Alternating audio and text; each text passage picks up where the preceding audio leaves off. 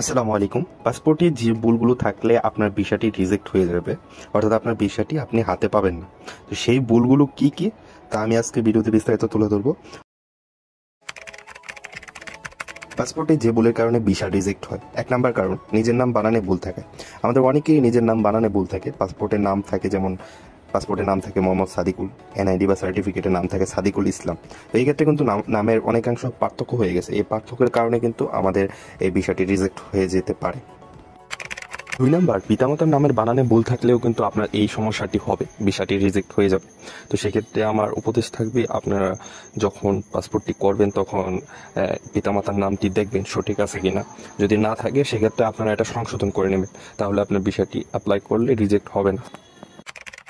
বর্তমান ও স্থায়ী ঠিকানা ভুলের কারণে কিন্তু অনেক মেজর অংশ এটাতে কাজ করে। তো আপনাদের অনেকে বর্তমান ও স্থায়ী ঠিকানা ভিন্ন।